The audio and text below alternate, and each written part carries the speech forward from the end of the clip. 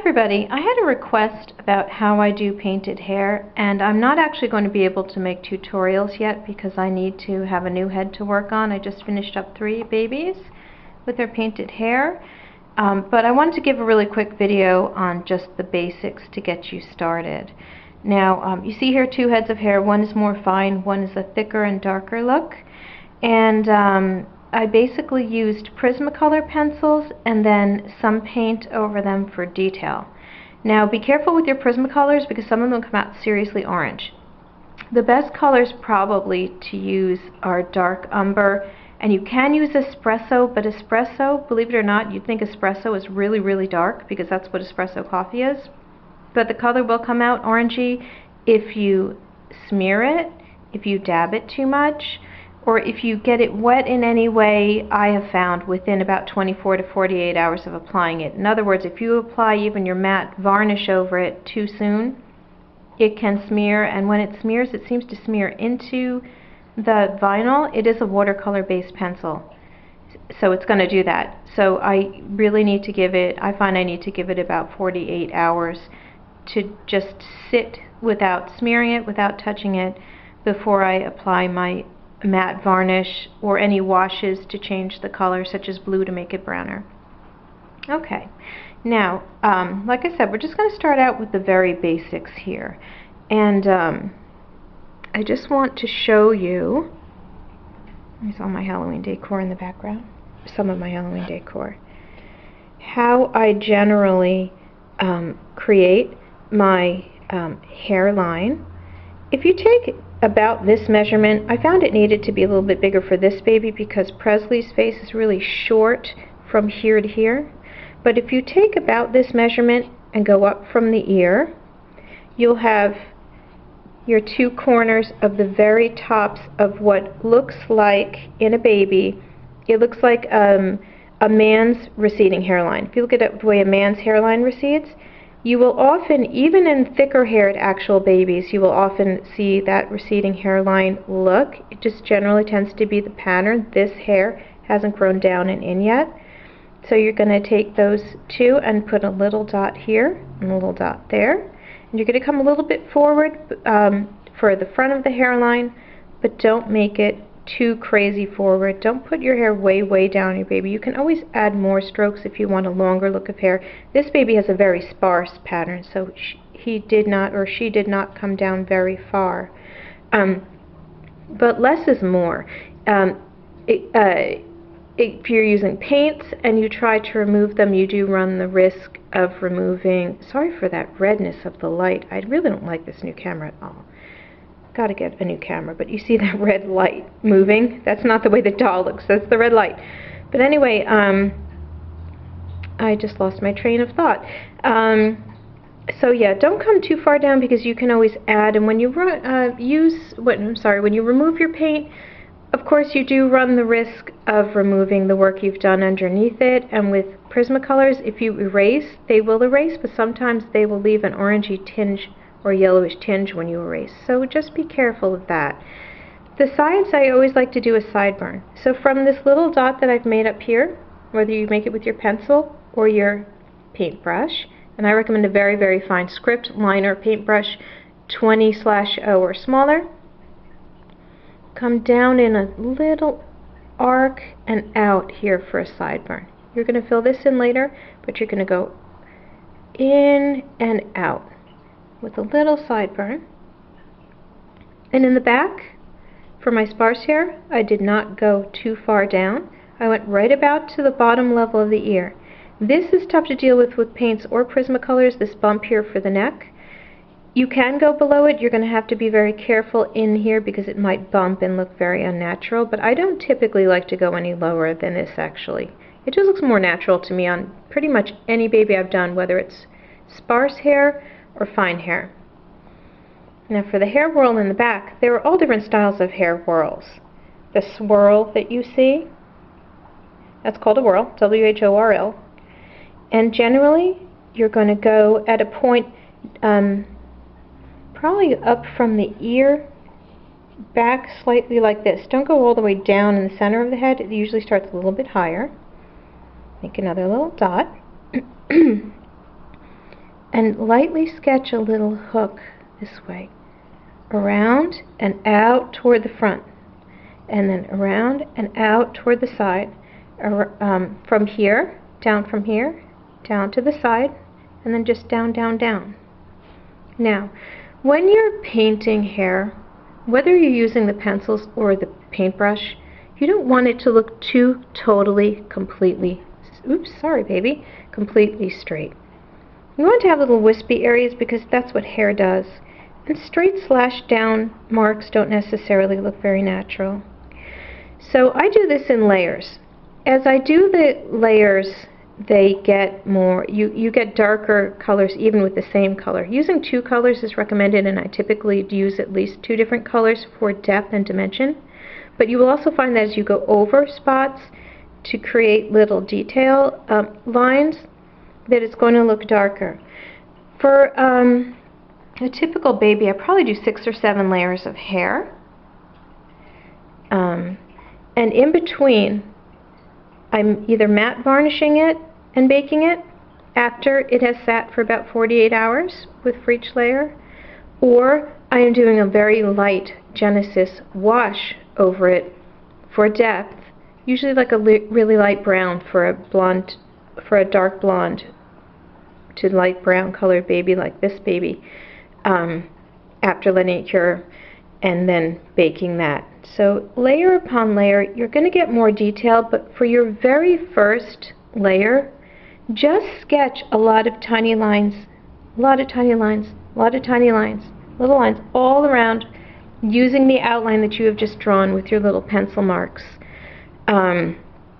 Because the underlayer of the hair is going to want to look like a lot of little tiny wispy hairs. Then you're going to go back and start adding detail. I'm going to show you this other baby because she's more pronounced because she has a thicker head of hair. She's a slightly older baby. She's about a 3-month baby. And here you can see when I went over, because the longer hair is on an actual infant, the more you'll see these clumps kind of, or lines of hair. And the reason for that is that the hair is so close to the scalp on the baby, it's just lying directly on the scalp on the baby, that it will form little sections and little clumps on an actual human baby. Because the oils of the scalp are constantly touching all of the hair. The baby hair in general, unless it's a very, very thick-haired baby, and those do exist and they're adorable, the oil is always touching all the hair. On your hair, unless you have like a 1/4 inch of hair, which some people do, your natural oils are distributing down a longer hair shaft. Even if this were your head in an adult size, even if your hair was only, down to here, to the bottom of the neck, some of those hairs are at least this long, and that's much longer than the effect I'm trying to get on the baby. And the oils are distributing down the shaft, so it's not clumping in exactly the same way. But in an infant, you do see that because it gets oily very quickly with the oils of the scalp constantly touching the hair. So when you go over the next time, and do this slightly random, but make it make sense. It should be basically symmetrical, a couple here, couple here, couple inward. But it should look somewhat random, because that's going to look way more natural. And even in very, very, very straight baby hair, there's a slight wave and curve. It doesn't go down, down, down, up, up, forward, forward, forward, the way you'll sometimes see in painted hair at dolls. There's a little bit of a wave in there. So make sure that you get a little bit of movement, and they call it movement in the hair. And again, it's going to be thicker near the center, going thinner as you go down, because there's more here, and it's finer going down. So you're going to go from your radius, from your hair whorl outward, and just start making these random additions. And it's going to start to look natural. Now, sideburns. A lot of babies have very fine hairs coming down to what looks like a thicker amount here, because here you've got these side hairs coming together with right underneath those hairs coming together. It's almost like a tiny little line. So you're going to make little, and don't make them completely in a row. It's so hard to see on this camera. Guys, I need a new camera. I don't like this camera at all. It's not working out. But anyway, you know, some start higher and some start very slightly lower, higher, lower, and not an exact pattern, but to look natural, and very lightly down, down, down toward this where it's coming together from here down. Then it looks a little bit thicker. This one might be easier to see. And then you're going to get more of a natural pattern. Now you can always add, add, add. Start out with your tiny, fine hairs all over the head and then add the details. And you're going to start to get kind of a natural look to the hair. Now, actually, what should the shape of your hair be? You know, different things seem to work for different sculpts, but I've seen really, really different effects in the same sculpt from different people come out looking amazing in all their different ways. So look at pictures of actual babies and look at their hairstyles and decide what you want. This baby has a kind of a sad appearance, which makes her harsher in my eyes to that extent. I love her, by the way. So I swept her hair to the side, but with a lot of little extra gentle hairs coming out for softness to look girly, because I wanted her to be a girl. I've done a couple girls in a row actually recently. And that's the kind of hairstyle that I wanted her to have. This baby, I just really liked the first prototype I saw of this baby, and I liked the shape of that hair on that prototype, and it was this where it comes down and out, and then little straight hairs down the front. I just thought this worked so well for this baby, and a very receding hairline because of how newbornish she looks. Then at the bottom, again, you've got it kind of thicker in your details near the whorl, going down to very fine as you come out to all the edges. So look at actual babies. You know, sometimes we look at pictures of reborn dolls and they look pretty cool, but sometimes they're not, you know, they're more cool from a doll perspective than from what an actual baby would look like. So look at pictures of real babies, decide what kind of shape you want, and the very first thing, I should have pointed this out in the beginning, the very first thing that I typically do, I guess I did kind of point this out, is placement of where you want things to begin and end, and to sketch out the front of the hairline.